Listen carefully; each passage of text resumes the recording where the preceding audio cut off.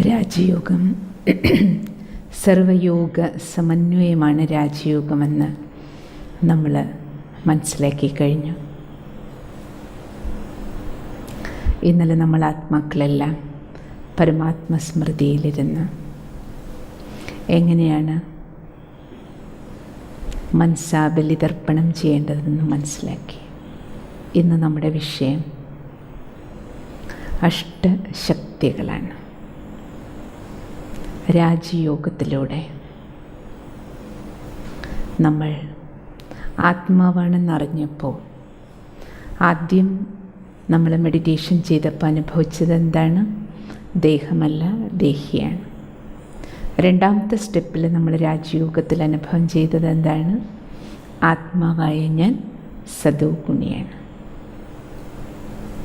മൂന്നാമത്തെ സ്റ്റെപ്പിൽ നമ്മൾ മനസ്സിലാക്കി ഞാൻ പരംധാം നിവാസിയാണ്. എൻ്റെ വീട് ശാന്തിധാമമാണ്. സർവശക്തിവാനാണ് എൻ്റെ പിതാവ്, അല്ലേ? പരമാത്മാവുമായി കണക്ട് ചെയ്ത് ശക്തികൾ നമുക്ക് സ്വന്തമാക്കാൻ കഴിയുമെന്ന് മനസ്സിലാക്കി.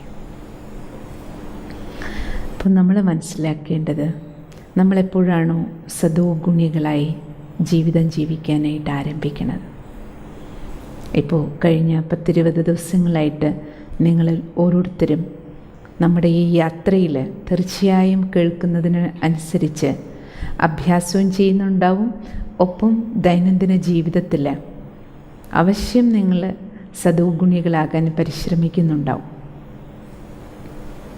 കാരണം രാജയോഗത്തിൻ്റെ പ്രാപ്തിയാണത്. സദോഗുണിയായിരിക്കുക നമ്മുടെ ലക്ഷ്യവുമാണ്.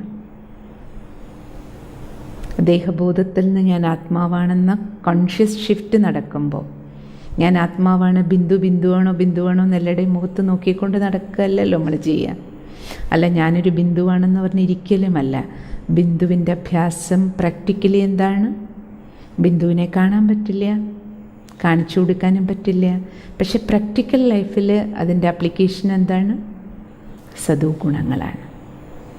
ശാന്തമായിട്ട് പെരുമാറാൻ ആരംഭിച്ചിട്ടുണ്ടാവും. ആത്മീയ സ്നേഹത്തോടെ പെരുമാറാൻ തുടങ്ങിയിട്ടുണ്ടാവും, അല്ലേ? ശുദ്ധി നമ്മുടെ ജീവിതത്തിൻ്റെ മുഖമുദ്രയാക്കാൻ തുടങ്ങിയിട്ടുണ്ടാവും, അല്ലേ? സുഖം, അതീന്ദ്രിയ സുഖം അനുഭവിക്കാൻ തുടങ്ങിയിട്ടുണ്ടാവും. വിനയത്തോടെ പെരുമാറാൻ ആരംഭിച്ചിട്ടുണ്ടാവും. അപ്പോൾ ഈ സദോ ഗുണങ്ങൾ, ഈ സോഫ്റ്റ് പവേഴ്സ്, ഈ സോഫ്റ്റായിട്ടുള്ള ക്വാളിറ്റീസ്, ഈ ഗുണങ്ങൾ നമ്മൾ ഉപയോഗിക്കാൻ ആരംഭിച്ചപ്പോൾ തീർച്ചയായിട്ടും നിങ്ങൾക്കും നിങ്ങളുടെ ജീവിതത്തിൽ പലതരത്തിലുള്ള ടെസ്റ്റ് പേപ്പറുകൾ, പരീക്ഷകൾ അഭിമുഖീകരിക്കേണ്ടി വന്നിട്ടുണ്ടാവും, അല്ലേ? ചിലപ്പോൾ നമ്മൾ ശാന്തരായിട്ടിരിക്കുമ്പോൾ ചിലരെന്ത് ചെയ്യും? അല്ല, നമ്മളെ മുതലെടുക്കാൻ ശ്രമിക്കുന്നുള്ളത് പോലെ നമുക്ക് തോന്നും. അല്ലെ, സ്നേഹത്തോടെ പറഞ്ഞപ്പോൾ കുട്ടികൾ അനുസരിച്ചില്ല എന്ന് നമുക്ക് തോന്നും ചിലപ്പോൾ, അല്ലേ? അപ്പോൾ നമുക്ക് പലതരത്തിൽ, കാരണം സദോഗുണിയായി നമ്മൾ ഈ സമൂഹത്തിൽ ജീവിക്കുമ്പോൾ എല്ലാവരും സദോഗുണിയല്ല. നമ്മുടെ വീട്ടിൽ തന്നെ എല്ലാവരും ജ്ഞാനം കേൾക്കണം എന്നില്ല. ഇനി എല്ലാവരും ജ്ഞാനം കേട്ടാലും എല്ലാവരും ഒരേപോലെ പ്രാക്ടീസ് ചെയ്യണമെന്നില്ല, അല്ലേ? എല്ലാവരും ആത്മബോധത്തിൽ ജീവിക്കാൻ ആരംഭിച്ചിട്ടില്ല. പഴയ അതേ കലിയുഗി ലോകത്തിലാണ് നമ്മൾ ജീവിക്കുന്നത്. അതേ കലിയുഗികൾക്കൊപ്പമാണ് നമുക്ക് ജീവിതം ജീവിക്കേണ്ടത്. പക്ഷേ എനിക്കൊരു സംഗമയുഗിയായി ജീവിക്കണം, എനിക്കൊരു യോഗിയായി ജീവിക്കണം, എനിക്കെൻ്റെ സദോഗുണങ്ങളിൽ നിന്ന് വ്യതിചലിക്കാതെ ജീവിക്കണം, അല്ലേ? അതിനാണ് നമുക്ക് എന്തിൻ്റെ ആവശ്യം? സദോഗുണങ്ങളെ നിലനിർത്തിക്കൊണ്ടു പോകാൻ പ്രകോപനങ്ങൾ നമ്മുടെ ചുറ്റുപാടുന്നുണ്ടായാലും ആ പ്രകോപനങ്ങളിൽ പ്രകോപിതരാകാതിരിക്കണമെങ്കിൽ എന്ത് വേണം? ശക്തികൾ നമുക്ക് ആവശ്യമാണ്. അതുകൊണ്ട് പരമാത്മാവിനെ ഓർമ്മിക്കുമ്പോൾ നമ്മൾ ആത്മാവിലേക്ക്, ആത്മാവാണെന്ന ബോധം സദോ ഗുണങ്ങളെ ഉണർത്തും. പരമാത്മാവിനെ ഓർമ്മിക്കുമ്പോൾ നമുക്ക് ആത്മാവിന് കിട്ടുന്ന കറണ്ട്, അതാണ് ശക്തികൾ. രാജയോഗത്തിൻ്റെ ഏറ്റവും വലിയ പ്രാപ്തിയാണ് അഷ്ടശക്തികളുടെ ഉണർവ്. ആത്മാവ് ശക്തി സ്വരൂപമാണ്. നമ്മൾ ആത്മാവ് പരമാത്മാവിൻ്റെ സന്താനവുമാണ്. പക്ഷെ നമ്മളത് മറന്നുപോയിരുന്നു. ജാമ്പവാനെ പോലെ പരമാത്മാവ് വന്നിപ്പോൾ ഉണർത്തിത്തരാണ്. നമ്മൾ കണക്ഷൻ വെച്ച് കറണ്ട് എടുക്കാൻ തുടങ്ങി, അല്ലേ? കറണ്ട് എടുക്കാൻ തുടങ്ങിയപ്പോൾ എന്താകും? നമ്മുടെ ശക്തികൾ ജാഗ്രത അവസ്ഥയിലേക്ക് വരാൻ തുടങ്ങി. അതാണ് ഈ ചിത്രത്തിൽ നിങ്ങൾ കാണുന്നുണ്ടാവും. ആത്മാവാണെന്ന ബോധത്തിൽ പരമാത്മാവിനെ ഓർമ്മിക്കുമ്പോൾ പരമാത്മാവിൽ നമ്മൾ ആത്മാവിലേക്ക് നിറയുന്നതാണ് ശക്തികൾ. ആ ശക്തികളുടെ ആവശ്യം എന്താണ്? ഏറ്റവും വലിയ ആവശ്യം നമ്മുടെ തന്നെ ഉള്ളിൽ ചില പാമ്പുകൾ കിടപ്പുണ്ട് ഇല്ലേ? കാമത്തിൻ്റെ, ക്രോധത്തിൻ്റെ, ലോഭത്തിൻ്റെ, മോഹത്തിൻ്റെ, അഹങ്കാരത്തിൻ്റെ ഈ സഞ്ചിയിൽ കുറേ ആക്കി കൊണ്ടുവന്നിട്ടുണ്ടല്ലോ നമ്മൾ, സഞ്ചിതം അല്ലേ? അപ്പോൾ പലതരത്തിൽ 5 തരത്തിലും നമ്മുടെ ഉള്ളിൽ സംസ്കാരങ്ങളുണ്ട്. നമ്മുടെ തന്നെ ഉള്ളിൽ കിടക്കുന്ന നമ്മുടെ ഉള്ളിലെ ചിലപ്പോൾ ക്രോധം പെട്ടെന്ന് പുറത്തു വരും. ഞാൻ ശാന്തസ്വരൂപനാണെന്ന് അഭ്യാസമൊക്കെ ചെയ്തിട്ടിരിക്കുമ്പോഴായിരിക്കും ഓഫീസിൽ ചെല്ലുമ്പോൾ എന്തെങ്കിലും ഒരു സിറ്റുവേഷൻ, അല്ലെങ്കിൽ വീട്ടിലെന്തെങ്കിലും ആരെങ്കിലും ഒന്ന് നമ്മൾ ചെയ്യാത്ത കാര്യം പറഞ്ഞു, ചിലപ്പോൾ അപ്പോൾ പെട്ടെന്ന് നമ്മൾ പൊട്ടിത്തെറിക്കും. കാരണം ഉള്ളിൽ ആ സംസ്കാരം കിടപ്പുണ്ട്. അത് പുറത്ത് ആ പാമ്പ് പുറത്തേക്ക് തലയിടാൻ ശ്രമിക്കുമ്പോൾ എന്ത് വേണം നമുക്ക്? അവിടെ നമുക്ക് ആവശ്യമാണ് ശക്തികൾ. അതുകൊണ്ട് ഇന്ന് മുതൽ നമ്മൾ ആ ശക്തികൾ, എന്തെല്ലാമാണ് ആ ശക്തികൾ നമുക്ക് ജീവിക്കാൻ വേണ്ടത്? പരമാത്മാവിനെ ഓർമ്മിക്കുമ്പോൾ എന്തൊക്കെ ശക്തികളാണ് ഉണരുന്നത്? പരമാത്മാവിൽ നിന്ന് കിട്ടുന്നത് ഒരു കറണ്ടാണ്, സർവശക്തിവാൻ ശക്തിയാണ് തരുന്നത്. അത് പക്ഷേ ഭഗവാൻ പറയുന്ന 8 തരത്തിൽ മുഖ്യമായിട്ട് നമുക്ക് ഉപയോഗപ്പെടും. കാരണം നമ്മുടെ ജീവിതത്തിൻ്റെ എല്ലാ പ്രോബ്ലംസും നമ്മൾ കാറ്റഗറൈസ് ചെയ്യുകയാണെങ്കിൽ മുഖ്യമായിട്ട് 8 തരത്തിലുള്ള സാഹചര്യങ്ങളാണ് നമ്മുടെ ജീവിതത്തിൻ്റെ മുന്നിൽ വരുന്നത്. ആ 8 ശക്തികളാണ് ഈ ചിത്രത്തിൽ എഴുതി കാണിച്ചുകൊണ്ടിരിക്കുന്നത്. അതിൽ ഫസ്റ്റ് നമുക്ക് ആത്മനിയന്ത്രണം, ഇന്ദ്രിയ നിയന്ത്രണ ശക്തി വേണം. രണ്ടാമത്തത് നമുക്ക് സഹകരണ ശക്തി വേണം. മൂന്നാമത്തത് അഭിമുഖീകരിക്കാനുള്ള ശക്തി വേണം ജീവിതത്തിൽ. നാലാമത്തത് തിരിച്ചറിയാനുള്ള ശക്തി വേണം. തീരുമാനങ്ങൾ എടുക്കാനുള്ള ശക്തി വേണം. നമുക്ക് ഉൾക്കൊള്ളാനുള്ള ശക്തി വേണം. സഹിക്കാനുള്ള ശക്തി വേണം. ഭണ്ഡം മുറുക്കാൻ, പവർ ടു പാക്കപ്പ്. ഈ 8 ശക്തികൾ, 8 തരത്തിലുള്ള പ്രോബ്ലംസാണ് പൊതുവെ നമ്മുടെ മുന്നിൽ വരണേ. അതെല്ലാം ശരിയായി കൈകാര്യം ചെയ്യാൻ നമുക്ക് ഈ അഷ്ടശക്തികളുടെ ആവശ്യം ജീവിതത്തിൽ ഉണ്ട്. അപ്പോൾ പരമാത്മാവിനെ ഓർമ്മിക്കുമ്പോൾ ഓരോ ശക്തികൾ ഉണരും. ഇപ്പം നിങ്ങൾ ഫിസിക്കൽ എക്സസൈസ് ചെയ്യുന്നവർക്കറിയാം, നമ്മൾ കണ്ണിന് വേണ്ടി ഒരു എക്സസൈസ് ചെയ്യുമ്പോൾ കണ്ണിൻ്റെ മസിൽസ് എല്ലാം അല്ലേ ലൂസാവും, സ്റ്റേബിളാവും അല്ലേ?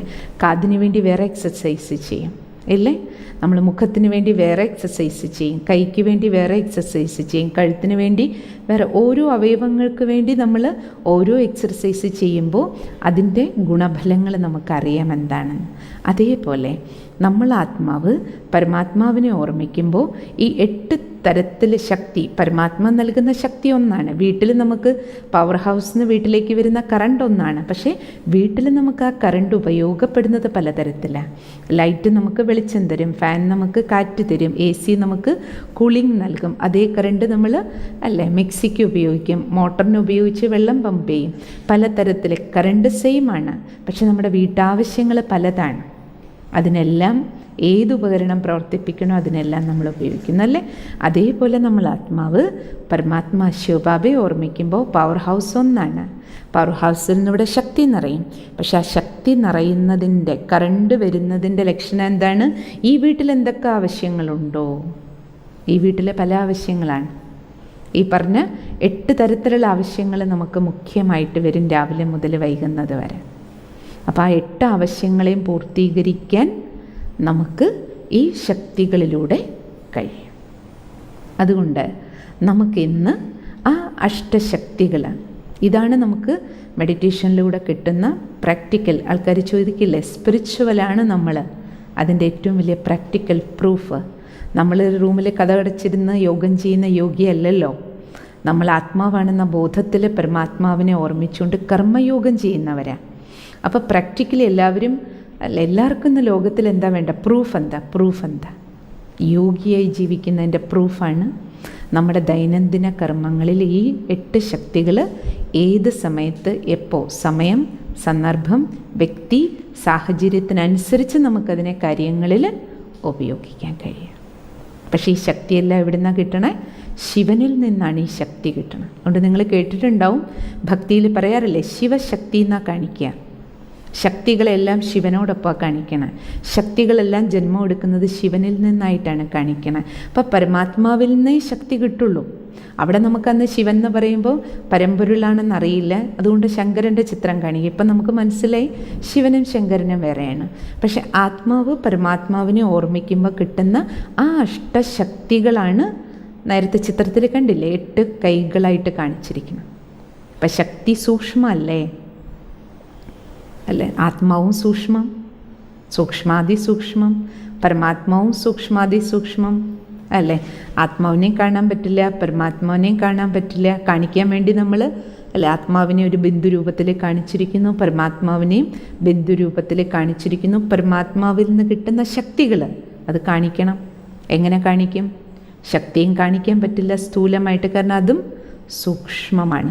ആ സൂക്ഷ്മത്തെ കാണിക്കാൻ വേണ്ടിയിട്ടാണ് സ്ഥൂലമായിട്ടുള്ള ഈ 8 കൈകൾ കാണിച്ചിരിക്കുന്നത്. ഇത് തന്നെയാണ് ഭക്തിയിൽ നിങ്ങൾ ചിത്രം കണ്ടിട്ടുണ്ടാവും. ദേവിമാർക്ക് 8 കൈയും 10 കൈയും 16 കൈയും ഒക്കെ കാണിക്കില്ലേ? ഇപ്പോൾ രാവണൻ്റെ ചിത്രത്തെ നമ്മൾ കണ്ടില്ലേ, 10 തലകൾ. കാരണം 5 വികാരങ്ങളെ കാണിക്കണം. വികാരം എന്ന് പറയുന്നതിന് പകരം ആ 5 തലകൾ രാവണത്തലകളെ കാണിച്ചിരിക്കുക. അതേപോലെ ആത്മാവിൽ പരമാത്മാവിനെ ഓർമ്മിക്കുന്നതിലൂടെ അഷ്ടശക്തികളുടെ വികാസം ഉണ്ടാകുന്നെന്ന് കാണിക്കാനാണ് ഈ 8 കൈകൾ കാണിച്ചിരിക്കുന്നത്. അല്ലാതെ 8 കൈ ഉണ്ടെന്നല്ല, ദേവിമാർക്കും 8 കൈ ഉണ്ട് എന്നുള്ളതല്ല. ദേവൻ, ദേവി, ദേവതയായി ജീവിക്കണമെങ്കിൽ എന്ന് പറഞ്ഞാൽ എന്താ അർത്ഥം? സദോഗുണിയായി. ദേവതാർത്ഥം ഡിവിനിറ്റി. സദോഗുണിയായി ജീവിക്കാൻ എന്ത് വേണം? 8 ശക്തി വേണം. അതുകൊണ്ട് പറയാറുണ്ട്, ഗുണങ്ങൾ വാളാണെങ്കിൽ ശക്തികൾ പരിചയം. കാരണം ഗുണങ്ങൾ നമ്മുടെ കർമ്മത്തിൽ നമുക്ക് മുന്നോട്ട് കൊണ്ടുപോകാൻ, ശാന്തമായി വിനയത്തോടെ സത്യസന്ധതയോടെ ഈ കലിയുഗ ലോകത്തിൽ നമുക്ക് ജീവിച്ച് മുന്നോട്ട് പോകണമെന്നുണ്ടെങ്കിൽ, കാരണം സംഗമയുഗം നമുക്കാണ്, എല്ലാവരും കലിയുഗത്തിലാണ്. അപ്പം എന്ത് വേണം? നമുക്ക് പുറത്തുനിന്ന് വരുന്ന അല്ലേ മായകൾ, അകത്തുനിന്നുള്ള മായയും വരും, പുറത്തുനിന്നുള്ള മായയും വരും. 2 മായകളെ നേരിടണം നമുക്ക്. മായാർത്ഥം അകത്തുള്ള മായ നമ്മുടെ തന്നെ ദുർവികാരങ്ങൾ, പുറത്തുനിന്നുള്ള മായ മറ്റുള്ളവർ, കാമിയും ക്രോധിയും ലോഭിയും മോഹി അഹങ്കാരിയായിട്ടൊക്കെ നമ്മുടെ അടുത്ത് നേരിടാൻ വരുമ്പോൾ, ഒരാൾ ചാടിക്കളിച്ച് വരുമ്പോൾ നമുക്ക് ഉപയോഗിക്കേണ്ടത് അവിടെ സഹനശക്തിയാണ്. അവിടെ എതിരിടാനുള്ള ശക്തിയല്ല നമുക്ക് വേണ്ടത്, അല്ലേ? അപ്പം നമുക്ക് അവിടെയാണ് ഈ പരിചയയുടെ ആവശ്യം. ശക്തികൾ പരിചയ പോലെ നമുക്കവിടെ ഉപയോഗിക്കാൻ കഴിയും. അതാണ് യോഗി ജീവിതത്തിലെ ഏറ്റവും വലിയ ബെനിഫിറ്റ് എന്ന് പറയുന്നത്. അപ്പം അതുകൊണ്ട് പരമാത്മാ നമ്മൾ കുട്ടികളെ ഈ രാജയോഗം പഠിപ്പിക്കുന്നതേ അതിന് വേണ്ടിയിട്ടാണ്. കാരണം സത്യയുഗത്തിൽ നമുക്ക് ഈ ശക്തികളുടെ ആവശ്യമൊന്നുമില്ല. ദേവിമാരുടെ ചിത്രത്തിലാണ് ഈ കൈകളൊക്കെ കാണിക്കണം, അഷ്ടശക്തികളുടെ കൈ. ഓരോ 8 കൈകളും, എന്നിട്ട് ഓരോ കൈകളിലും നിങ്ങൾ കണ്ടിട്ടില്ലേ ഓരോ ആയുധങ്ങൾ കാണിക്കും, അല്ലേ? അതിൻ്റെ അർത്ഥം എന്താ? ദേവിമാരുടെ ഓരോ കയ്യിലും ഓരോ ആയുധം ഉണ്ടായിരുന്നു എന്നാണോ? അല്ല. ഇപ്പോൾ ഒരു കടയുടെ പരസ്യത്തിൽ നിങ്ങൾ കണ്ടിട്ടില്ലേ, ഒരു കടയിൽ 10 മിക്സിയും കുക്കറും വാഷിംഗ് മെഷീനും ഒക്കെ വിൽക്കുന്നതാണെങ്കിൽ ഒരിക്കൽ പരസ്യത്തിൽ കണ്ടു, ഒരു 10 കൈകൾ ഒരു വീട്ടമ്മയുടെ ചിത്രത്തിന് ചുറ്റും കാണിച്ചിട്ട് ഓരോ കയ്യിലും ഓരോ ഗൃഹോപകരണങ്ങൾ അതിൽ കാണിച്ചിട്ടുണ്ട്. ഈ കടയിൽ ഇത്രയും അവൈലബിളാണ്, അല്ലാതെ ഒരു വീട്ടമ്മയ്ക്ക് 10 കൈ ഉണ്ടെന്നല്ലല്ലോ. അപ്പം അതേപോലെ ഈ അഷ്ടശക്തികളെയാണ് 8 കൈകളായിട്ടും, എന്നിട്ട് ഓരോ കയ്യിലും ദേവിമാരുടെ കയ്യിൽ ആയുധം കാണിച്ചിട്ടുണ്ട്. നമുക്കിപ്പോൾ മനസ്സിലായി, സത്യയുഗത്തിലോ ത്രേതായുഗത്തിലോ ജീവിച്ചിരുന്ന ദേവീദേവന്മാരുടെ കയ്യിലും ആയുധങ്ങളൊന്നുമില്ല. പിന്നെയോ ദൈവീകതയോടെ, സത്യത്രേതായുഗത്തിൽ ശക്തികൾ പോലും ആവശ്യമില്ല, അവിടെ ഗുണങ്ങൾ മാത്രമേ വേണ്ടൂ. പക്ഷെ ഇവിടെ സംഗം യുഗത്തിൽ ജീവിക്കാൻ, രാജയോഗി ജീവിതം ജീവിക്കാൻ, യോഗി ജീവിതം ജീവിക്കാൻ നമുക്ക് എന്ത് വേണം? ഈ അഷ്ടശക്തികൾ ആയുധങ്ങൾ പോലെ, പരിച പോലെ നമുക്ക് നമ്മളോടൊപ്പം ആവശ്യമാണ്. അതിൽ നിന്ന് നമുക്ക് ആദ്യം പരിചയപ്പെടാം ഇന്ദ്രിയ നിയന്ത്രണ ശക്തി. ആത്മനിയന്ത്രണം എന്ന് വേണമെങ്കിൽ പറയാം. നമ്മളോട് എപ്പോഴും പറയില്ലേ, സെൽഫ് കൺട്രോൾ വേണം, സെൽഫ് കൺട്രോൾ വേണം. കൺട്രോളാണ് ഇല്ലാത്തത്. എല്ലാവരും അതല്ലേ പറയാം. എങ്ങനെ കൺട്രോള്? പരമാത്മാ പറയണേ, ഭഗവാൻ നിത്യസത്സംഗത്തിൽ പറയാറുണ്ട്, മക്കളെ നിങ്ങൾ ആമയെ പോലെ നിങ്ങൾക്ക് ഉൾവലിയാനുള്ള ശക്തി വേണം. ആമയുടെ പ്രത്യേകത എന്താ? ചിത്രത്തിൽ കാണുന്നില്ലേ? ആമ കൈയും കാലും തലയും ഒക്കെ ആവശ്യത്തിന് മാത്രമേ പുറത്തിടുള്ളൂ. തനിക്ക് നടക്കണമെങ്കിൽ, തനിക്ക് കഴിക്കണമെങ്കിൽ മാത്രം തൻ്റെ ആവശ്യങ്ങൾക്കേ പുറത്തേക്കിടുള്ളൂ. ആമയുടെ അടുത്ത് പോയി നമ്മൾ ശബ്ദം ഉണ്ടാക്കി ബഹളം ഉണ്ടാക്കി എന്ന് പറഞ്ഞിട്ട് ആമ ഒരിക്കലും നമ്മുടെ പ്രകോപനങ്ങളിൽ പെട്ടിട്ട് അതിൻ്റെ മേലൊരു കല്ലെടുത്തെറിഞ്ഞാൽ അത് പുറത്തേക്ക് വരില്ല. അത് അതിനാവശ്യം വേണം. അതിനെ പ്രകോപിപ്പിച്ചെന്ന് പറഞ്ഞിട്ട് അതിന് പ്രതികരിക്കാൻ വേണ്ടി അത് തൻ്റെ ഇന്ദ്രിയങ്ങളെ ഒരിക്കലും പുറത്തേക്ക് ഉപയോഗിക്കാറില്ല. അതാണ് ആമയുടെ ഏറ്റവും വലിയ വിശേഷത. അതുകൊണ്ട് ആമയ്ക്ക് ആയുസ് വളരെ കൂടുതലാണ്. 150 വയസ്സ് വരെ ആയുസ്സെന്നാണ് പറയണേ. എന്താ കാര്യം? ഇന്ദ്രിയങ്ങളുടെ ദുരുപയോഗമില്ല. ഇന്ദ്രിയങ്ങളെ നിയന്ത്രണത്തിലാണ് ഉപയോഗിക്കണേ. അതേപോലെ നമുക്കും ആയുസ് വേണമെങ്കിൽ എന്ത് വേണം? നീണ്ട ആയുസ് വേണമെങ്കിൽ ഇന്ദ്രിയങ്ങളെ സദുപയോഗം ചെയ്യുക, ആവശ്യത്തിന് ഉപയോഗിക്കുക. ഒരു ഇന്ദ്രിയത്തിനെയും കഴിക്കുന്നതിലും കുടിക്കുന്നതിലും കാണുന്നതും കേൾക്കുന്നതും ചിന്തിക്കുന്നതും അല്ലേ പറയുന്നതും സർവ്വ ഇന്ദ്രിയങ്ങളും ഈ ഇന്ദ്രിയങ്ങളെ ഭോഗവിലാസങ്ങൾക്ക് ഉപയോഗിച്ചാൽ ആയുസ് കുറയും. ആവശ്യത്തിന് കഴിക്കുകയാണെങ്കിൽ എന്നും കഴിക്കുക. അപ്പം മധുരം തന്നെ കൺട്രോളിൽ കഴിച്ചാൽ എന്നും കഴിക്കാം, കുറച്ച് കാലം കഴിക്കാം. പക്ഷെ കൂടുതൽ കഴിച്ചാലോ, ഷുഗർ വന്നാലോ ഉടനെ ഡോക്ടർ പറയും സ്റ്റോപ്പ്, നിങ്ങളുടെ കോട്ട കഴിഞ്ഞു. കാരണം എന്താ? കഴിച്ചപ്പം നിയന്ത്രണം ഉണ്ടായിരുന്നില്ല. ഓരോ കാര്യത്തിലും ഓരോ കർമ്മേന്ദ്രിയവും ശരീരത്തിൽ നോക്കിക്കോളൂ, നിയന്ത്രണത്തോടെ യൂസ് ചെയ്യുക. അതിനാണ് നമുക്ക് എന്ത് വേണ്ടത്? Controlling power, self control. നമുക്കത് നമ്മൾ മെഡിറ്റേഷൻ ചെയ്യുന്നതിലൂടെ നമുക്ക് നേടിയെടുക്കാൻ പറ്റുന്ന ഒരു കഴിവാണത്. സർവ്വ ഇന്ദ്രിയങ്ങളും ഓട്ടോമാറ്റിക്കലി കണ്ണുണ്ട് പറഞ്ഞിട്ട് എന്തും കാണാനല്ല, ആമയ്ക്ക് ഉൾവലിയാൻ പറ്റും അകത്തേക്ക്. നമ്മുടെ എല്ലാ ഇന്ദ്രിയവും പുറത്തേക്കേ ഇരിക്കണേ. ഇതിനൊന്നും അടപ്പുമില്ല. ഉണ്ടോ? അടച്ചു വയ്ക്കാൻ പറ്റുമോ? ഇല്ല. എവിടെ അടയ്ക്കണം? മനസ്സുകൊണ്ട്. ഇത് പറയാറില്ലേ, മൻ ജീത്തേ ജഗത് ജീത്ത് എന്ന് പറയും. മനസ്സിലാണ് നിയന്ത്രണം വേണ്ടത്. അപ്പോൾ ഇന്ദ്രിയങ്ങളെ നിയന്ത്രിക്കുക അർത്ഥം മനസ്സിനാണ് കൺട്രോൾ. മനസ്സിന് കൺട്രോൾ വരണമെങ്കിൽ മനസ്സ് മനാഭവയാകണം. പരമാത്മാവിൽ കണക്റ്റ് ആകുമ്പോഴാണ് നമുക്ക് ഈ ഇന്ദ്രിയ നിയന്ത്രണ ശക്തി കിട്ടണം. അതുകൊണ്ട് ഏറ്റവും പ്രധാനം നമുക്ക് അന്തർമുഖിയായിട്ട് ആമയെപ്പോലെ ഭഗവാൻ പറയുന്നത്, ഇന്ദ്രിയ നിയന്ത്രണ ശക്തി ഉണ്ടെങ്കിൽ നിങ്ങൾക്ക് എന്ത് ചെയ്യാൻ പറ്റും? അന്തർമുഖിയായിട്ടിരിക്കാൻ പറ്റും. അന്തർമുഖി എന്ന് പറഞ്ഞാൽ എന്താ?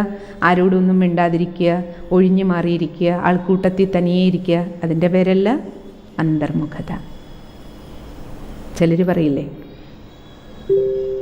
എനിക്ക് ഒറ്റയ്ക്കിരിക്കുന്നതാണ് ഇഷ്ടം. അതിൻ്റെ പേര് അന്തർമുഖതയല്ല. അന്തർമുഖതാർത്ഥം സ്വന്തം ഇന്ദ്രിയങ്ങളുടെ മേലെ നിയന്ത്രണത്തോടു കൂടി ജീവിക്കുക എന്നുള്ളതാണ്. ആവശ്യമില്ലാതെ ഇടപെടാതിരിക്കുക എന്നുള്ളതാണ്. അതുകൊണ്ട് ഏറ്റവും പ്രധാനം ഇന്ദ്രിയ നിയന്ത്രണ ശക്തി എന്ന് പറഞ്ഞാൽ മുഴുവൻ നമുക്ക് ചുറ്റും ബഹളങ്ങളാണ്. ഉൾവലിയ എന്ന് പറഞ്ഞാൽ എന്താ അർത്ഥം? ഒറ്റയ്ക്ക് മാറിയിരിക്കലല്ല, പിന്നെയോ നമ്മുടെ ചുറ്റും ബഹളം നടക്കുമ്പോഴും അസ്വസ്ഥതകളുടെ നടുവിലിരിക്കുമ്പോഴും ഒരു പെട്ടെന്നുണ്ടാകുന്ന ഒരു സമസ്യ, കുടുംബത്തിലോ നമ്മൾ ജോലിസ്ഥലത്തോ എന്തെങ്കിലും ഒരു പ്രശ്നം ഉണ്ടാകുമ്പോഴും നമുക്ക് ഒരു സെക്കൻഡ് ഒന്ന് പിന്നോട്ട്, ഒരു സെക്കൻഡ് ഒന്ന് പിന്നിലേക്ക് പോയിട്ട് പിന്നെ സ്റ്റെപ്പ് വയ്ക്കുക. ഈ സാഹചര്യത്തിൽ ഞാൻ എന്താണ് ചെയ്യേണ്ടത്? ഒരു സംയമനം പാലിച്ചിട്ട് അല്ലേ നമ്മളൊന്ന് ആ പ്രശ്നത്തിൽ നിന്ന് ഒരു സെക്കൻഡ് പുറത്തേക്ക് ഇറങ്ങുക. എന്നിട്ട് ഞാൻ ആരാണ്, ആരുടേതാണ്, ഇപ്പം എന്താ നമ്മുടെ പാർട്ടിൽ നിന്നും റോളിൽ നിന്നും അല്ലേ.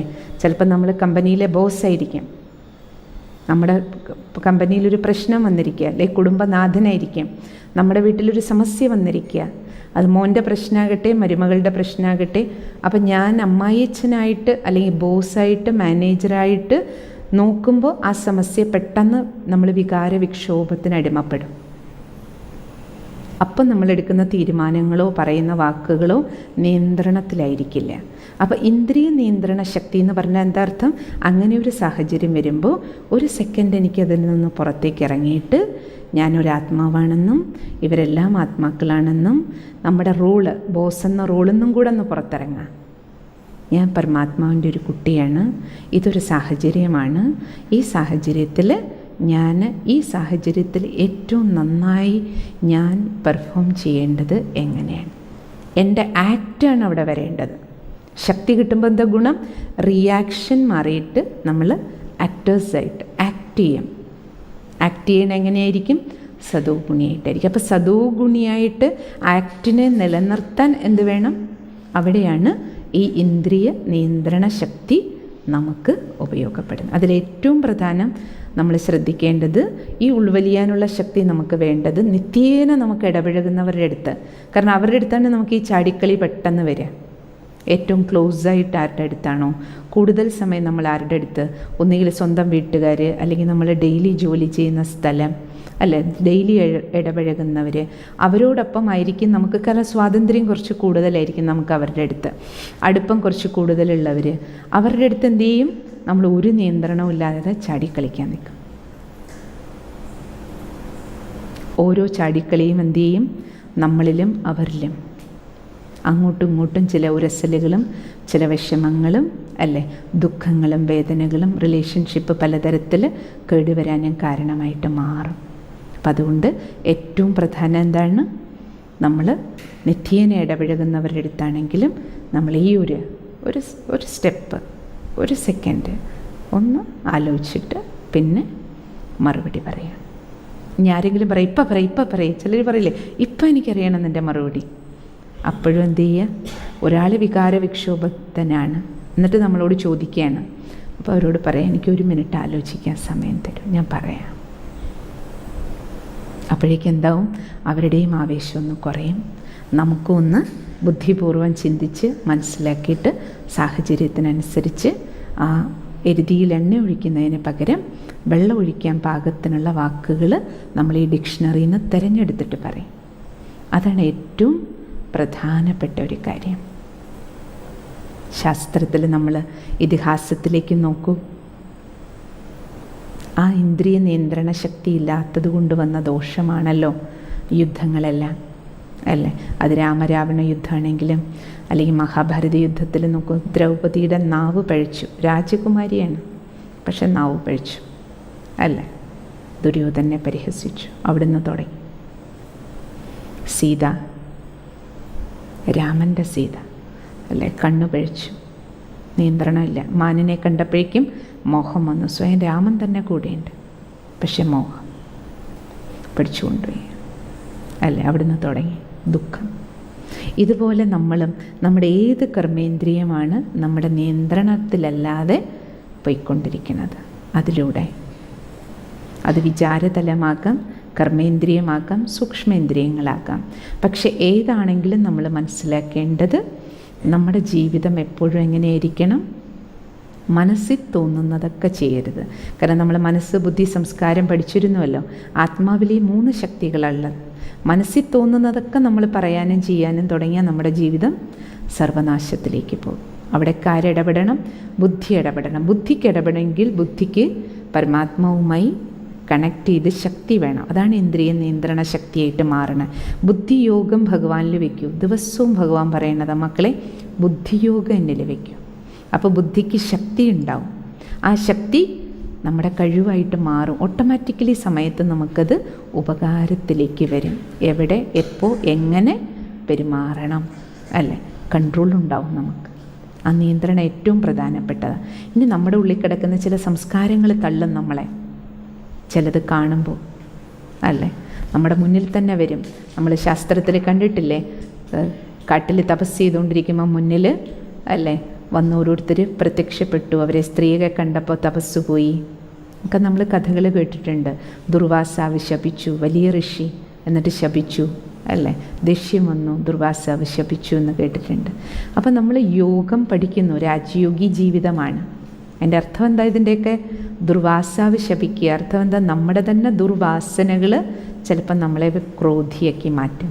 നമ്മൾ രാജയോഗം അഭ്യസിക്കുന്നുണ്ട്, പക്ഷെ നമുക്ക് കൺട്രോളില്ലാത്ത പെരുമാറ്റമാണ് നമ്മുടെ ജീവിതത്തിലെങ്കിൽ അത് കാമത്തിനോ ക്രോധത്തിനോ ലോഭത്തിനോ മോഹത്തിനോ അഹങ്കാരത്തിനോ അസൂയയ്ക്കോ ഒക്കെ നമ്മളെ, അല്ലെ, പിടിച്ച് വലിച്ചു കൊണ്ടുപോകാൻ സെക്കൻഡേ ആവശ്യമുള്ളൂ.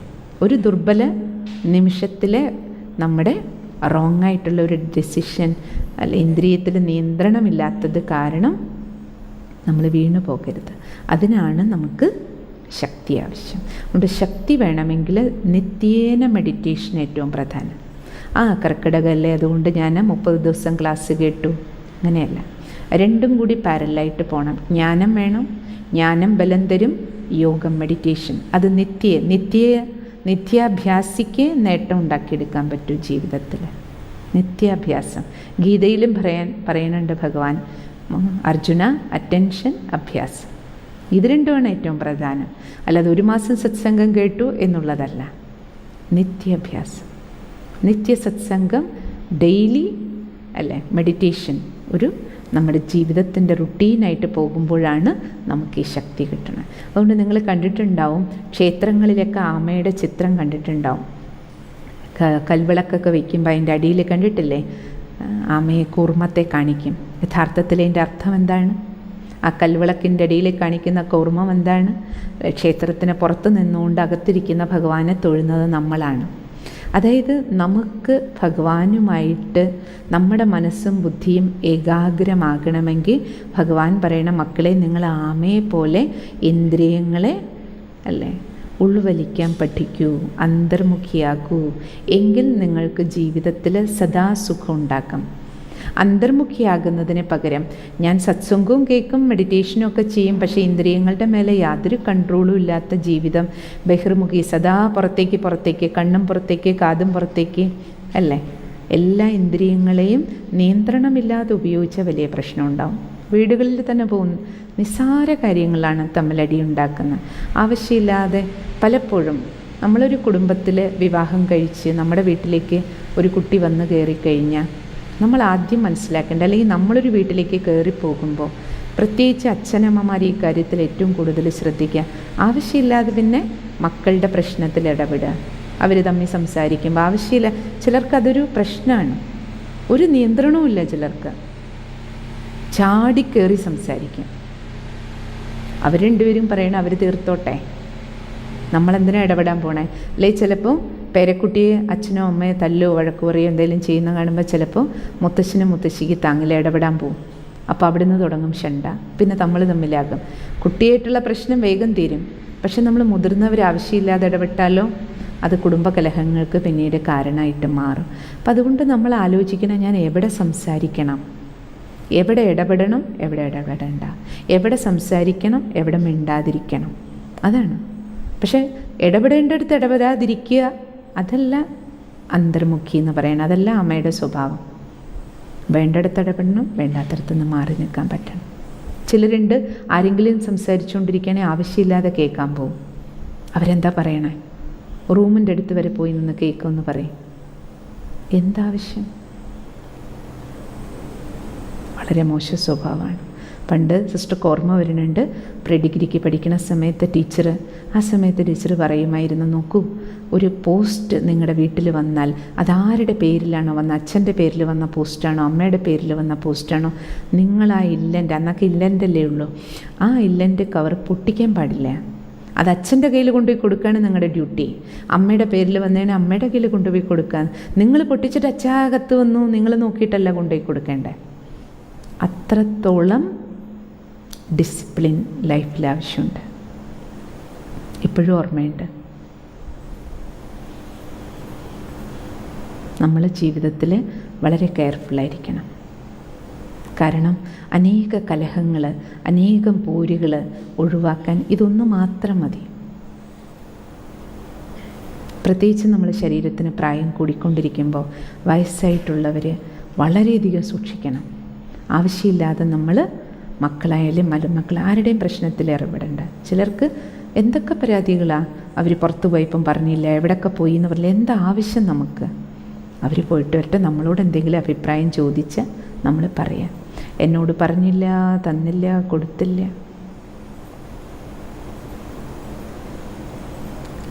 അതുകൊണ്ട് നമ്മൾ ഇന്ന് ഫസ്റ്റ് ഗൃഹപാഠം ഇത് നമ്മൾ നോക്കണം.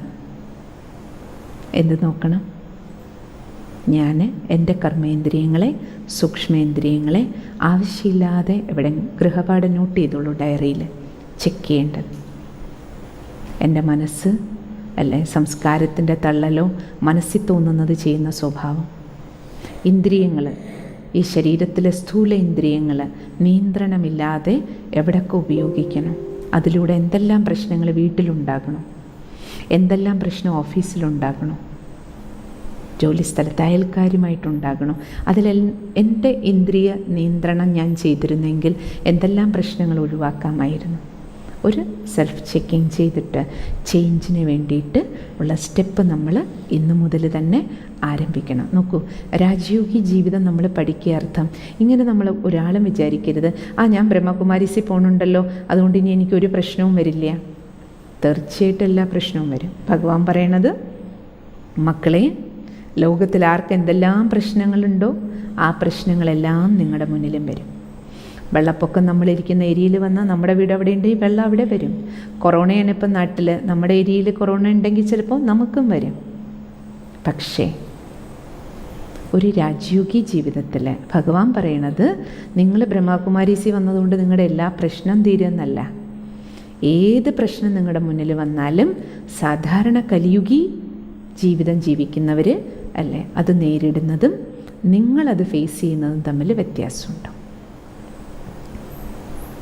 നമുക്കെന്ത് ഉണ്ട്? അഷ്ടശക്തികളുടെ ബലമുണ്ട്. സദോഗുണിയായിട്ട് നമ്മൾ കാര്യങ്ങൾ കൈകാര്യം ചെയ്യും.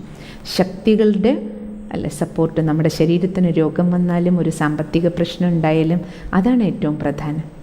ഭഗവാൻ ആകാശത്ത് നമുക്ക് പൈസയൊന്നും ഇട്ട് തരില്ല. അല്ലാതെ ഭഗവാൻ ഇവർ രാജയോഗം പ്രാക്ടീസ് ചെയ്യുന്നവർ അതുകൊണ്ട് ഇവർക്ക് മാത്രം അസുഖം വരില്ല, അങ്ങനെ ഒരിക്കലും. കാരണം ഭഗവാൻ പാർഷ്യലല്ലല്ലോ. ഒരാൾക്ക് അസുഖം വന്നോട്ടെ ഇവർക്ക് അസുഖം വരണ്ട. ബാബ ലോകത്തിൻ്റെയാണ്, വിശ്വനാഥനാണ്. അത് നമ്മൾ ഒരിക്കലും മറക്കരുത്. പക്ഷെ നമ്മളെന്തിനാ ഭഗവാനായിട്ട് കണക്റ്റ് ആവണേ? ഏത് സാഹചര്യങ്ങൾ ജീവിതത്തിൽ വന്നാലും സുപ്രീം സർജൻ, ആ സർജനെ നമ്മൾ യൂസ് ചെയ്യാൻ പഠിക്കാൻ അല്ലേ. അപ്പോൾ അതുകൊണ്ട് നമ്മുടെ ജീവിതം എന്ന് പറയുന്നത് നമ്മൾ കാര്യങ്ങളെ കൈകാര്യം, അതുകൊണ്ടാണ് ശക്തികളെ കൈകളായിട്ട് തന്നെ കാണിക്കാൻ കാരണം. അതായത് ആ സാഹചര്യങ്ങൾ നമ്മൾ കൈകാര്യം ചെയ്യുന്ന രീതി മറ്റുള്ളവരിൽ നിന്ന് ടോട്ടലി ഡിഫറെൻ്റ് ആയിരിക്കും. സാധാരണ ഒരാൾക്ക് കൊറോണ വന്നാൽ എന്തു ചെയ്യും? പറഞ്ഞിട്ട് വന്നല്ലോ, കൊറോണയാണല്ലോ, ഇത്രയും ദിവസം ക്വാറൻറ്റൈനിലിരിക്കണം. നിങ്ങൾ കേൾക്കുന്നുണ്ടല്ലോ, നമ്മുടെ ഈശ്വരീയ പരിവാരത്തിലും പലർക്കും അസുഖം വന്നിട്ടുണ്ട്. പലരും രോഗം വന്നിട്ട് ശരീരം വിട്ടിട്ട് വരെയുണ്ട്. പക്ഷേ മരണമാണെങ്കിൽ പോലും അതിനെ നമ്മൾ സ്വീകരിക്കുന്ന വിധിയും ഡിഫറെൻ്റ് ആയിരിക്കും. അതും നമ്മൾ സദോഗുണിയായിട്ട് തന്നെയായിരിക്കും കൈകാര്യം ചെയ്യുക. അതാണ് ഏറ്റവും പ്രധാനം. അതുകൊണ്ട് നമ്മുടെ ഈശ്വരീയ വിശ്വവിദ്യാലയത്തിൻ്റെ മുൻ ചീഫ് ആദരണീയ രാജയോഗിനി ദാദിജി എപ്പോഴും നമ്മളോട് പറയുമായിരുന്നു, ഓരോ തവണ ക്ലാസ് എടുക്കുമ്പോഴും, മക്കളെ, ഭഗവാൻ നമ്മൾ കുട്ടികളെ പഠിപ്പിക്കണം. ശിവ് ബാബ നമ്മളെ പഠിപ്പിക്കുന്നത് എന്തിനാണ്? How to live, how to die. ജീവിക്കുകയാണെങ്കിൽ എങ്ങനെ ഒന്നാന്തരമായിട്ട് ജീവിക്കണം, മരിക്കുകയാണെങ്കിൽ എങ്ങനെ ഒന്നാന്തരമായിട്ട് മരിക്കണം. ഈ പഠിപ്പാണ് പരമാത്മ നമ്മളെ പഠിപ്പിച്ചുകൊണ്ടിരിക്കുന്നത്. അല്ലാതെ പ്രശ്നം വരാതിരിക്കാനുള്ള പഠിപ്പല്ല. അങ്ങനെ നമ്മൾ ഒരിക്കലും വിചാരിക്കരുത്. കാരണം നമുക്കറിയാം നമ്മൾ ആത്മാവിൽ എന്തുണ്ടോ സഞ്ചിയിൽ അതിനനുസരിച്ചുള്ളത് നമുക്കുള്ളത്. പണ്ടേ നമ്മളോട് പറയില്ലേ, വരാനുള്ളത് വഴി തങ്ങില്ല. അതിപ്പോൾ നമുക്ക് ക്ലിയറായി. ആത്മാവിൽ എന്താണോ ഉള്ളത് സ്റ്റോക്ക്, അത് നമുക്കുള്ളത് നമ്മുടെ മുന്നിൽ തന്നെ വന്ന് സെറ്റിലായി പോകണം അല്ലേ. അപ്പം അതുകൊണ്ട് നമുക്ക് ഇന്ദ്രിയ നിയന്ത്രണ ശക്തി ഏറ്റവും പ്രധാനപ്പെട്ട ഒരു കാര്യമാണ്. അഷ്ടശക്തികളിൽ ഹോംവർക്ക് നോട്ട് ചെയ്തു. ഈ അഷ്ടശക്തികളെ ഉപയോഗിച്ച് നമുക്ക് എങ്ങനെ സദോഗുണിയായിട്ട് മാറാം. അതിൽ അവരവരുടെ പേഴ്സണൽ കാര്യം നോട്ട് ചെയ്യും. എല്ലാവരും ഡയറി എടുക്കൂ. ഡയറിയിൽ ഈ പോയിന്റുകൾ എഴുതി നോക്കൂ. ഓരോ സാഹചര്യങ്ങളും സമസ്യകളും വരുന്ന സമയത്ത് ആ ബഹളങ്ങളുടെ പ്രോബ്ലംസിൻ്റെ നടുവിൽ എനിക്കൊന്ന് ഒരു സ്റ്റെപ്പ്. ഈ വണ്ടിയൊക്കെ ഓടിക്കുമ്പോൾ നിങ്ങൾ കണ്ടിട്ടില്ലേ, വണ്ടി എവിടെയെങ്കിലും പോയിട്ട് നമ്മൾ റിവേഴ്സ് എടുക്കുന്ന സമയത്ത് മുന്നോട്ട് പോകാൻ സ്ഥലമില്ല, തിരിക്കാൻ പറ്റണില്ലെങ്കിൽ നമ്മളോട് പറയില്ല, ഇത്രയൊന്ന് ബാക്കിലേക്ക് എടുക്കും, എന്നിട്ട് ഫ്രണ്ടിലേക്ക് പോകും. അതേപോലെ ഒരു സ്റ്റെപ്പ് പിന്നിലേക്ക് നിന്നിട്ട് നമ്മൾ ആ സംഭവത്തിൽ നിന്നൊന്ന് പുറത്തേക്ക് ഇറങ്ങി, നമ്മുടെ പാർട്ടിൽ നിന്നും ഒന്ന് പുറത്തേക്ക് ഇറങ്ങിയിട്ട് ആ കാര്യത്തെ ഒന്ന് നോക്കി കണ്ട് എന്നിട്ട് വിലയിരുത്തിയിട്ട് ഒരു സ്റ്റെപ്പ് വയ്ക്കുക.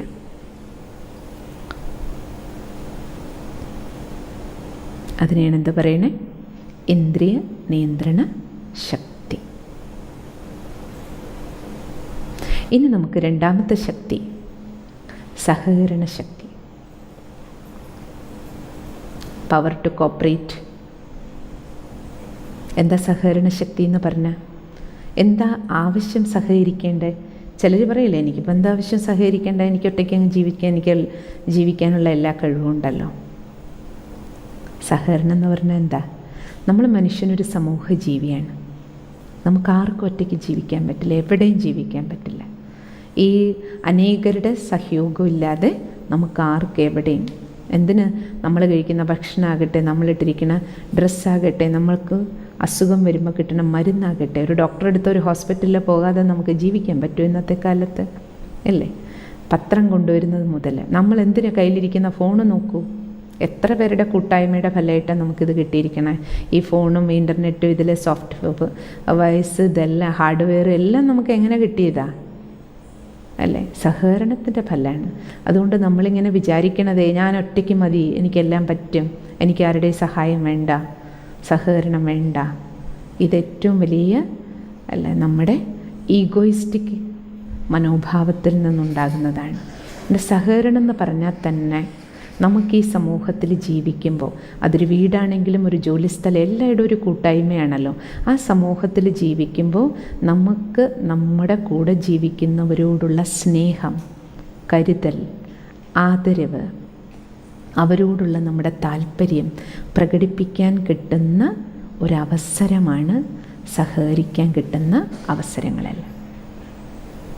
എല്ലാ അവസരങ്ങളും വീട്ടിൽ തന്നെ നോക്കൂ അല്ലേ? ഇപ്പോൾ ഒരാൾ ഒറ്റയ്ക്കൊരു കാര്യം ചെയ്യുക, അടുക്കളപ്പണി തന്നെ നോക്കി ഒരാൾ ഒറ്റയ്ക്ക് ചെയ്യുമ്പോൾ നമ്മൾ പോയിട്ട് അത് നമ്മുടെ അമ്മയാകട്ടെ ഭാര്യയാകട്ടെ ഒരു ചെറിയ ചെറിയ സഹയോഗം പോലും നമ്മൾ കൊടുക്കുമ്പോൾ അവർക്ക് എത്ര സന്തോഷമാകും. അതാണ് സ്നേഹം. അല്ലാതെ അമ്മയെ അച്ഛാ പറഞ്ഞിട്ട് കവളിപ്പോയി പിടിക്കുന്നതൊന്നുമല്ല സ്നേഹം. അത് കൊച്ചുകുട്ടിയായിരിക്കുമ്പോൾ 1 വയസ്സിൽ 2 വയസ്സിൽ ഇറ്റ്സ് ഓക്കെ. നമ്മൾ വളർന്നു കഴിഞ്ഞാൽ അതല്ല സ്നേഹം. അച്ഛന് അമ്മയുടെ പിന്നാലെ പോയിട്ട് അച്ഛാ I love you father, I love you mother, അതിൻ്റെ പേരല്ല സ്നേഹം. ഇന്നിപ്പോൾ അതൊക്കെയാണ് പറയണേ. അതിലൊന്നുമല്ല കാര്യം. കാര്യം ഇതിലാണ്. എൻ്റെ അച്ഛന്, എൻ്റെ അമ്മയ്ക്ക്, എൻ്റെ കുടുംബത്തിന്, എൻ്റെ സഹോദരങ്ങൾക്ക്, അല്ലെങ്കിൽ ഞാനൊരു ഓഫീസിൽ ജോലി ചെയ്യുമ്പോൾ എവിടെ എപ്പോൾ എങ്ങനെ സപ്പോർട്ട് ആവശ്യമുണ്ടോ ആ സമയത്ത് സപ്പോർട്ട് കൊടുക്കുക. ഇപ്പോൾ ഓഫീസിലാണെങ്കിലും ചിലർക്കൊണ്ട് ടൈമിന്. കഴിഞ്ഞ ദിവസം ഒരു മുതിർന്ന സഹോദര അനുഭവം പറയുകയുണ്ടായി.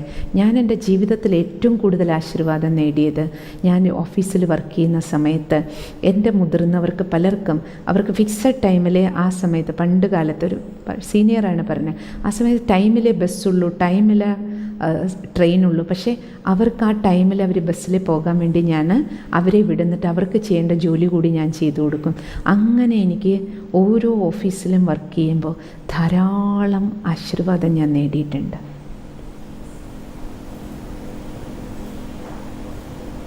അല്ലേ? ഇപ്രകാരം നമ്മൾ ജീവിതത്തിൽ നോക്കുകയാണെങ്കിൽ ധാരാളം നമുക്ക് സഹകരണത്തിലൂടെ ബ്ലെസ്സിങ്സ് നേടാൻ പറ്റും.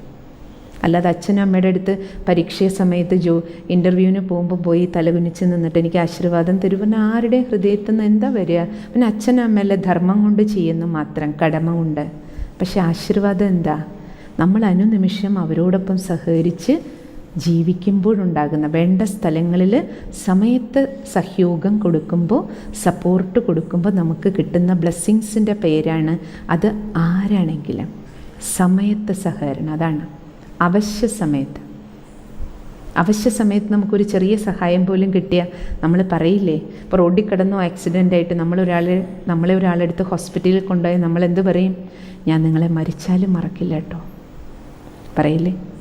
സമയത്ത് സപ്പോർട്ട് കിട്ടി. അതാണ് ഏറ്റവും ഇമ്പോർട്ടൻ്റ്. അണ്ടർലൈൻ ചെയ്തോളൂ. ചെക്ക് ചെയ്യാൻ നമുക്കെല്ലാവർക്കും സമയത്ത് ഞാൻ സഹകരണം കൊടുത്തിട്ടുണ്ടോ? ഞാൻ എവിടെയാണെങ്കിലും, നമ്മൾ എത്ര ചെറിയ കുട്ടികളാണെങ്കിൽ പോലും നമ്മുടെ ലെവലിൽ നമുക്ക് ചെയ്യാൻ പറ്റും. കുട്ടികളാണെങ്കിലും വിചാരിക്കരുത് അയ്യോ ഞാൻ പഠിക്കുകയല്ലേ, പഠിച്ചു കഴിഞ്ഞ് വളർന്നിട്ടെല്ലാം ചെയ്യാം. എന്താ 24 മണിക്കൂർ നമ്മളാരെങ്കിലും പഠിക്കുന്നുണ്ടോ? സ്വയം ചെക്ക് ചെയ്യൂ. ഇപ്പോൾ ഓൺലൈൻ സ്റ്റഡീസ് എത്ര മണിക്കൂർ പഠിക്കും? ബാക്കി സമയത്ത് ഫോണിൽ എന്താ ചെയ്യണേ? പഠിച്ചു കഴിഞ്ഞാൽ ബാക്കിയുള്ള സമയം ഞാൻ എന്താ ചെയ്യണേ? ആ സമയം അല്ലേ? നമ്മൾ സഹകരണം കൊടുത്താൽ വളരെയധികം ബ്ലെസ്സിങ്സ്. ഇത് ചെറിയവർ മാത്രമല്ല, മുതിർന്നവർ ഓരോരുത്തരും നമ്മൾ ചെക്ക് ചെയ്യേണ്ട ഒരു കാര്യമാണ്. അതാണ് സ്നേഹം. സഹകരണമാണ് സ്നേഹം. നമ്മൾ കരുതൽ കൊടുക്കുക സഹകരിക്കുക എന്നുള്ളതാണ്. അവരോടുള്ള ആദരവ് പ്രകടിപ്പിക്കുക, അവർക്ക് വേണ്ട കാര്യങ്ങൾ ചെയ്തു കൊടുക്കുക, അല്ലേ? അതാണ് ആ ഒത്തൊരുമ. എവിടെയാണെങ്കിലും ഒത്തൊരുമയോടെ ജീവിക്കാനുള്ള കഴിവിൻ്റെ പേരാണ് സഹകരണം. ഇപ്പം നോക്കൂ, ഒരു കാര്യത്തിൽ ഒരു സംരംഭം നടക്കുക, ഒരു കാര്യം നടക്കുകയാണ്, നമ്മളതിൽ ചേർന്നു, ആ കാര്യം നടത്തുന്നു. പക്ഷെ ഒരു കാര്യമുണ്ട്, ഒരു കാര്യം നടക്കുമ്പോൾ ഉറുമ്പുകൾ നമ്മൾ കണ്ടിട്ടില്ലേ? ഒത്തൊരുമയുടെ ഏറ്റവും വലിയ ഉദാഹരണമാണ് അവർ. അവരൊരു കഴിക്കാനുള്ള സാധനമാണെങ്കിലും എല്ലാവരും കൂടെ ചേർന്ന് പൊക്കിയെടുത്തിട്ട് പോകുക, അല്ലേ? എന്നിട്ടെല്ലാവരും കൂടെ പങ്കിട്ട് കഴിക്കും. ഒത്തൊരുമ. നമ്മൾ കുടുംബത്തിലാണെങ്കിലും എവിടെയാണെങ്കിലും നമ്മൾ മനസ്സിലാക്കേണ്ട, ഏതൊരു നല്ല കാര്യം നടക്കണമെങ്കിലും വലിയ കാര്യം നടക്കണമെങ്കിലും അവിടെ പലരുടെയും സഹകരണത്തിൻ്റെ ഓരോരോ വിരൽ വേണം. അവിടെ സഹകരിക്കാൻ നമുക്ക് കഴിയണം. ചിലർ പറയാം, ഞാൻ ഒറ്റയ്ക്കാണെങ്കിൽ ആനയെ പിടിക്കും, പക്ഷെ ഒന്നും ചെയ്യൂല, സഹകരിക്കൂല, ഒറ്റയ്ക്കൊന്നും ചെയ്യൂല. എന്താ പ്രയോജനം ജീവിതം കൊണ്ട്? പിന്നെ ഏറ്റവും ഇമ്പോർട്ടൻ്റ്, സഹകരിക്കുമ്പോൾ എങ്ങനെ വേണം? ആരോഗ്യപരമായ സഹകരണമായിരിക്കണം. നമ്മൾ സഹായിക്കാമെന്ന് പറഞ്ഞ് ചെന്നു അവരെ പോയി ഡിസ്റ്റർബ് ചെയ്യുന്നതും അല്ല സഹകരണം. അമ്മ ഞാൻ ഹെൽപ്പ് ചെയ്യാം, അവർക്ക് കൂടുതൽ പണി കൊടുത്തിട്ട് വരരുത്. അപ്പോൾ എന്ത് പറയും ചില അമ്മമാർ, നീ ഈ ഭാഗത്തേക്ക് തിരിഞ്ഞു വരണ്ട, എന്താ കാര്യം? എനിക്ക് ഇരട്ടിപ്പണിയാവും. അതുപോലെ ഏത് കാര്യം നടക്കുന്നിടത്തും നമ്മൾ പോയി അവരെ ഡിസ്റ്റർബ് ചെയ്യുക, കുറച്ചും കൂടെ അവർക്ക് ബുദ്ധിമുട്ട് കൊടുക്കുക, സഹായിക്കാൻ ചെന്നിട്ട് ഉപദ്രവം കൊടുത്തിട്ടും വരരുത്. സഹകരണം എപ്പോഴും എങ്ങനെയായിരിക്കണം? ആരോഗ്യപരമായ ബന്ധങ്ങൾ കാത്തു സൂക്ഷിക്കുന്ന തരത്തിൽ നമുക്ക് സഹകരണ ശക്തി നിലനിർത്തിക്കൊണ്ടു പോകാൻ പറ്റണം. അതിനെയാണ് ഒത്തൊരുമ എന്ന് പറയണത്. ഇഴുകിച്ചേർന്ന് പോകാൻ പറ്റുക. ചിലർ പറയില്ലേ, എന്ത് ചെയ്യാനാ, എനിക്കൊക്കെ സ്നേഹവും ബഹുമാനവും കരുതലും ഒക്കെ ഉണ്ട്, പക്ഷെ എന്നെ മനസ്സിലാക്കണ്ടേ? അവരെല്ലാം മനസ്സിലാക്കണ്ടേ? നമ്മളവരെ മനസ്സിലാക്കണം. നമ്മളാണ് മനസ്സിലാക്കേണ്ടത്. ഒരു കുടുംബത്തിൽ നമ്മൾ കല്യാണം കഴിച്ചു വന്നു, ഇവിടെയുള്ളവർക്ക് ആർക്കും എന്നെ മനസ്സിലായി, എൻ്റെ അച്ഛനായിരുന്നേ എൻ്റെ അമ്മയായിരുന്നേ എല്ലാം. ഇവിടെ അവർ നമ്മളെല്ലാം മനസ്സിലാക്കേണ്ടത്. എനിക്കാണ് ഇനി ഇവിടെ ജീവിക്കേണ്ടത്. അപ്പം ഞാനാണ് ഈ കുടുംബം എന്താ, ഇവിടെയുള്ളവരുടെ രീതികൾ എന്താ, ഇവിടുത്തെ രീതി എന്താ, ഈ വീടിൻ്റെ രീതി എന്താ, അത് ഞാൻ മനസ്സിലാക്കണം. എനിക്കാണ് മുന്നോട്ട് പോവേണ്ടത്. എന്നിട്ട് ഞാൻ സഹകരണം കൊടുക്കണം മനസ്സിലാക്കിക്കൊണ്ട്. അല്ല ഞാൻ എങ്ങനെയായിരുന്നു, എൻ്റെ വീട്ടിൽ എങ്ങനെയായിരുന്നു, അവിടുന്നാണ് കലഹം തുടങ്ങണത്. അവിടുന്നാണ്. അപ്പോൾ അവരെന്ത് പറയും? എന്നാൽ നീ നിൻ്റെ വീട്ടിൽ പോയിരുന്നു. ഇവിടുത്തെ രീതികളെ ഞാൻ മനസ്സിലാക്കിക്കൊണ്ട് സഹകരണം കൊടുക്കണം. ഇനി നമുക്കിതും ഓർമ്മ വേണം, നമ്മുടെ വീട്ടിലേക്കൊരു കുട്ടി വരികയാണ്, 10-25 വയസ്സൊരു ഫാമിലി തന്നെ നോക്കിക്കോളൂ. ഒരു പെൺകുട്ടി ഒരു പറിച്ചു നടൽ പോലെയാണ്. കൊച്ചു തൈകൾ പറിച്ചു വയ്ക്കുമ്പോൾ അവർ പിന്നെയും വേഗം വേര് പിടിക്കും. പക്ഷെ 10-20-25 വർഷങ്ങൾക്ക് ശേഷം ഒരു കുടുംബത്തിൽ നിന്നൊരു പെൺകുട്ടി അല്ലേ വലിയ തൈ പറിച്ചു നട്ടിരിക്കുകയാണ്. ഇത്രയും കാലത്തെ അവരുടെ ജീവിത സംസ്കാരം. അപ്പോൾ എവിടേക്ക് പറിച്ചു വെച്ചോ നമുക്ക് ഓർമ്മ വേണം. വലിയ മന്മരം പഴുക്കി വെക്കുമ്പോൾ അത് മണ്ണിൽ പിടിച്ചുറയ്ക്കണമെങ്കിൽ അല്ല, നമ്മൾ നല്ല കെയർ കൊടുക്കണം. അപ്പോഴും നമുക്ക് ഓർമ്മ വേണം, വേറൊരു കുടുംബം, അച്ഛൻ അമ്മ പാവം അല്ല, അവിടുന്ന് പെട്ടെന്ന് വരികയാണ്. അപ്പം നമ്മളും കുറച്ച് സഹകരിച്ച് പോകണം. രണ്ടുപേരുടെ ഉള്ളിലും വേണം അത്. അപ്പോഴും മാത്രമേ അല്ലേ നമുക്ക് അങ്ങോട്ടും ഇങ്ങോട്ടും ഒരു സഹകരണത്തിലൂടെ കുടുംബമാക്കാൻ പറ്റുള്ളൂ. കുടുംബാന്തരീക്ഷം എന്ന് പറഞ്ഞാൽ എന്താ അർത്ഥം? ഇമ്പം, പരസ്പരം സ്നേഹവും ബഹുമാനത്തോടും കൂടി പ്രകാശത്തോടു കൂടി നമുക്ക് മുന്നോട്ട് പോകാനായിട്ട് കഴിയും. പിന്നെ സഹകരണത്തിൻ്റെ ഏറ്റവും വലിയ ആവശ്യകത എന്ന് പറയുന്നത് മറ്റുള്ളവരുടെ ദൗർബല്യങ്ങൾ. അപ്പം നമ്മൾ നോക്കൂ, നമ്മുടെ എല്ലാവരുടെ ഉള്ളിലും നമ്മുടേതായ പ്ലസ്സും നമ്മുടെ മൈനസും ഉണ്ട്. അപ്പോൾ നമ്മുടെ കൂടെയുള്ളവരുടെ മൈനസുകളെ നമുക്കറിയാം, പ്ലസ്സുകളെ അറിയാം. നമ്മുടേതും അതുപോലെ അവർക്കും അറിയാം.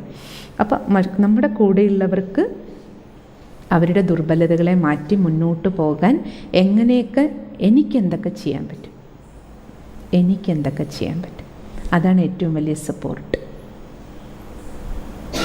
കുറവുകളുണ്ട്, ശരിയാണ്, പക്ഷേ അത് മാറ്റിയെടുക്കാൻ എനിക്ക് ഏതൊക്കെ തരത്തിൽ ഹെൽപ്പ് ചെയ്യാൻ പറ്റും, അതാണ് ഏറ്റവും വലിയ സഹകരണം നമ്മൾ ചെയ്യേണ്ടത്. കുറവാണെന്ന് പറഞ്ഞുകൊണ്ടിരുന്ന കുറവുകൾ മാറില്ലല്ലോ. മാറാൻ വേണ്ടി എങ്ങനെയെല്ലാം ഹെൽപ്പ് ചെയ്യാം, ഇത് നമ്മൾ ഓരോരുത്തരും അല്ല, നമ്മുടെ ഉള്ളിലെ സഹകരണ ശക്തി മറ്റുള്ളവർക്ക് നമ്മളൊരു സപ്പോർട്ടായിട്ട് മാറാൻ നമുക്ക് കഴിയും. ഇനി ഒറ്റയ്ക്ക് ജീവിക്കാനാണെങ്കിൽ പിന്നെ സഹകരണ ശക്തിയെക്കുറിച്ച് ചിന്തിക്കേണ്ട ആവശ്യമില്ല. അയാൾക്ക് ഈ യോഗമൊന്നും പഠിക്കേണ്ട, ഒറ്റയ്ക്കിരിക്കാൻ. ഒറ്റയ്ക്ക് കാട്ടിൽ പോയിരിക്കാൻ ഒരു മെഡിറ്റേഷനും വേണ്ട, ഒന്നും വേണ്ട, വെറുതെ ഇരുന്നാൽ മതിയല്ലോ. പക്ഷേ സഹകരണ ശക്തിയുടെ ആവശ്യം ആർക്കാണ്? ഗൃഹസ്ഥത്തിലിരിക്കുമ്പോഴാണ്, സമൂഹത്തിൻ്റെ നടുവിലിരിക്കുമ്പോഴാണ്. ഒരു സാമൂഹിക ജീവിയാകണമെങ്കിൽ മാത്രമേ നമുക്ക് ഈ സഹകരണ ശക്തിയുടെ ആവശ്യമുള്ളൂ. ഒരു വാച്ച് പോലും നോക്കൂ, ഓരോ മെഷീനറിയിലും നോക്കൂ നിങ്ങൾ. ആ മെഷീനറിയിൽ എന്തെല്ലാം സാധനങ്ങൾ അതിൻ്റെ ഉള്ളിലുള്ള. കാരണം ഓരോ മെഷീനും ഒരു ലക്ഷ്യമുണ്ട്. അതിൻ്റെ ഉള്ളിൽ കറങ്ങുന്ന ഓരോ ചക്രങ്ങളുടെ ലക്ഷ്യം. ഉദാഹരണത്തിന് നമ്മൾ വാച്ച് നോക്കൂ. വാച്ച് നമ്മൾ അഴിച്ച് പൊളിച്ച് നോക്കി അതിൻ്റെ ഉള്ളിൽ പല പല ചക്രങ്ങൾ കാണും അല്ലേ? പല പല സൂചികളും മെഷീൻസും സ്ക്രൂസും എല്ലാം ഉണ്ട്. പക്ഷേ വാച്ചിന് പൊതുവായൊരു ലക്ഷ്യമുണ്ട്. എന്താ ലക്ഷ്യം?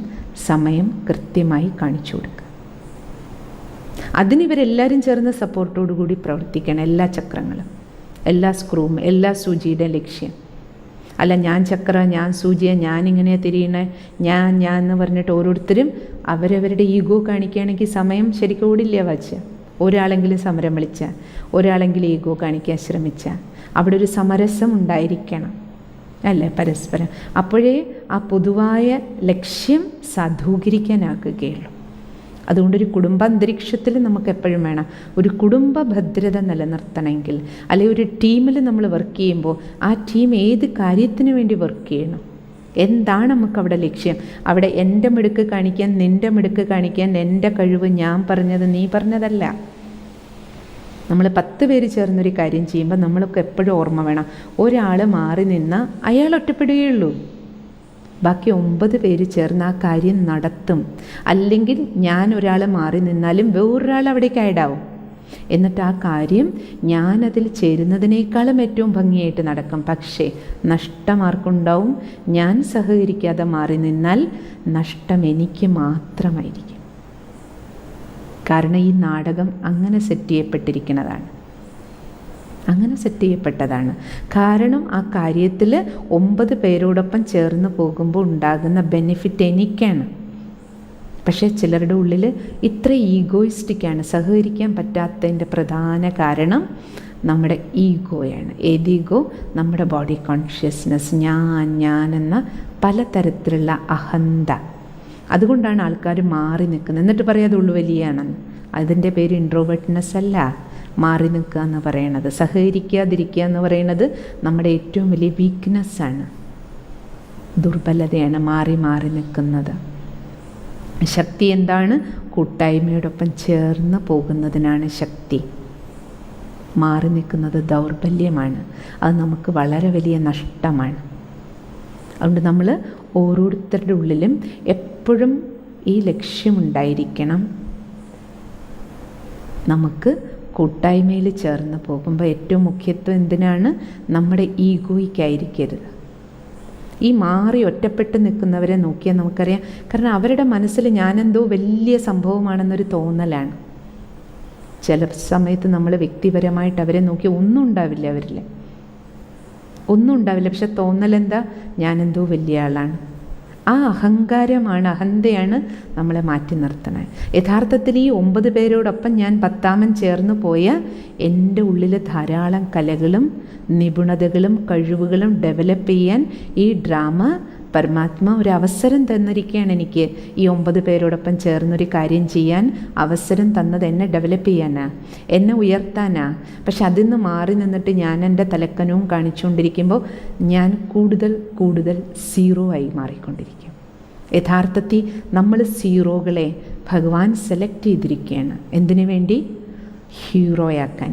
അതിനാണ് നമുക്കൊരു ഫാമിലി, അതിനാണ് നമ്മളൊരു 500 പേരുടെ ഇടയിലാണ് നമുക്കൊരു ഓഫീസിൽ ജോലി കിട്ടിയിരിക്കണമെങ്കിൽ അവിടെ ജീവിച്ച് നമുക്ക് ഹീറോയായിട്ട് മാറാൻ കിട്ടിയിരിക്കുന്ന ഒരവസരമാണ്. പക്ഷേ അത് സഹകരണത്തിലൂടെ മാത്രമേ കിട്ടുള്ളൂ.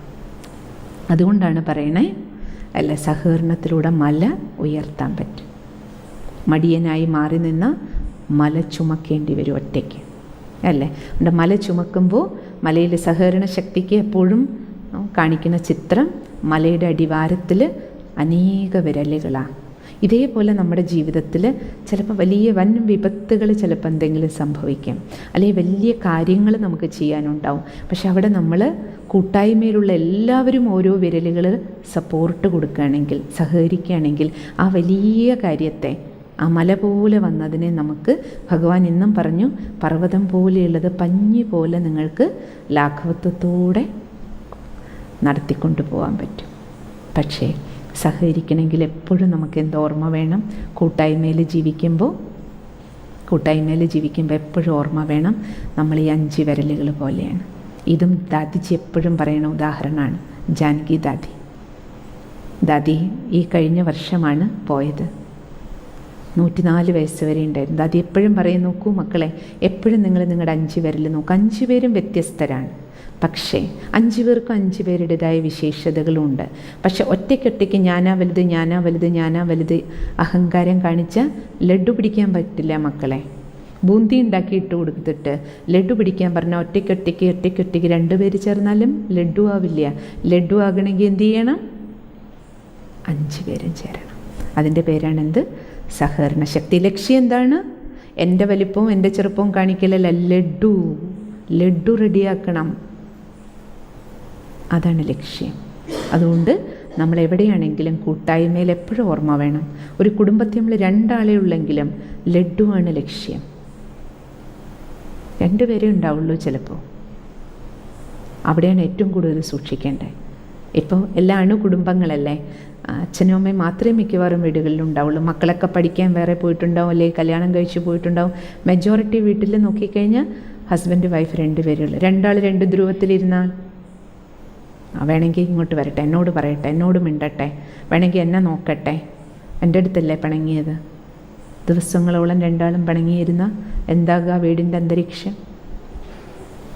അത് വീടാവില്ല, കുടുംബാവില്ല, കെട്ടിടം മാത്രമാണ്. ഇപ്പോൾ ഫാക്ടറീസിൽ പോലും അസോസിയേഷൻസും കുടുംബാന്തരീക്ഷം എന്നാണ് പറയുക.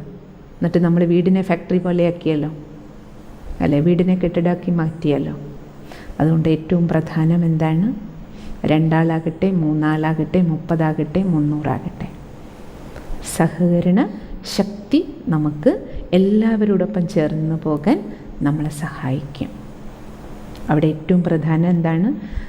നമ്മുടെ ഈഗോയുടെ സറണ്ടറിങ് ആണ്. സഹകരണ ശക്തിക്ക് നമുക്ക് വേണ്ടുന്ന ക്വാളിറ്റി ഏതാണ്? നിരഹങ്കാരിത, വിനയം, ഹ്യൂമിലിറ്റി.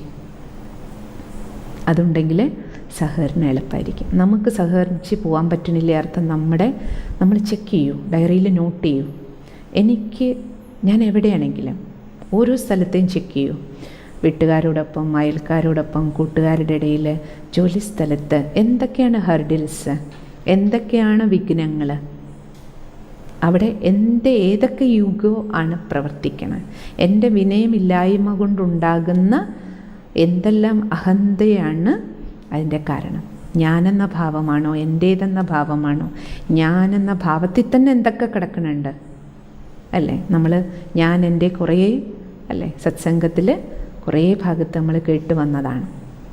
ഏതൊക്കെ പാമ്പുകളെ തലപുറത്തിട്ടുകൊണ്ടിരിക്കണം അല്ലേ? ഏതൊക്കെ ദുർബല സംസ്കാരങ്ങളാണ് എന്നെ പിടിച്ച് വലിക്കണം.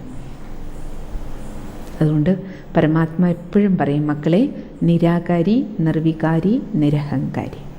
സഹകരണ ശക്തിക്ക് ഞാൻ നിരാകാരി, ഞാനൊരാത്മാവാണ്. നിർവികാരി, 5 വികാരങ്ങളെ ജയിക്കുകയാണ് എൻ്റെ ലക്ഷ്യം. നിരഹങ്കാരി, വിനയമുള്ളവരായിട്ട് മാറും. ഇത് ശിവബാബ ബ്രഹ്മബാബയിലൂടെ ഉച്ചരിച്ച ലാസ്റ്റ് മഹാവാക്യമായിരുന്നു.